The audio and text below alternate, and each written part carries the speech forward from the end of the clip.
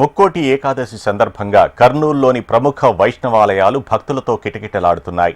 తెల్లవారుజాము నుంచే ఉత్తర ద్వార దర్శనాలకు భక్తులు పోటెత్తారు. దర్శనానికి వచ్చే భక్తులకు ఎలాంటి ఇబ్బంది కలగకుండా ఆలయ కమిటీ సభ్యులు ప్రత్యేక ఏర్పాట్లు చేశారు. దీనిపై మరింత సమాచారం మా ప్రతినిధి శివరాజు అందిస్తారు.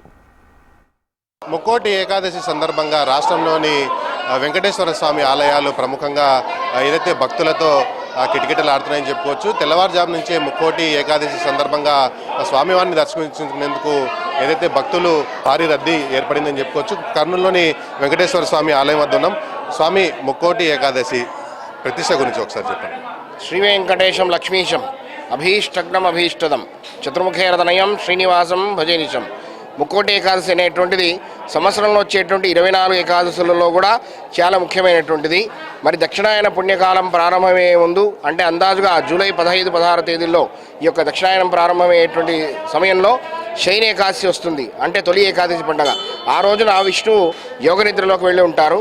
మరి ఈ యొక్క ముక్కోటి ఏకాదశి రోజున అంటే ఈ రోజు ఏదైతే పర్వదినం జరుపుకుంటున్నాం మనము, ఈ రోజున ముక్కోటి దేవతలందరూ కూడా వైకుంఠ ద్వారం గుండా విష్ణువును యోగనిద్ర నుంచి లేపి మరి ఈ యొక్క భక్తులందరికీ కూడా భగవంతుని యొక్క అనుగ్రహం కలగాలని, అందువల్లనే మానవులు చేసుకునేటువంటి ఏ శుభకార్యాలైనా కూడా ఉత్తరాయణ కాలంలోనే చేసుకోవాలని, మరి భగవంతుని యొక్క సేవ అంతా కూడా దక్షిణాయనంలో చేసుకోవాలని. కాబట్టి ఉత్తరాయణ ప్రారంభానికన్నా ముందు వచ్చేటువంటిది యొక్క ముక్కోటి ఏకాదశి.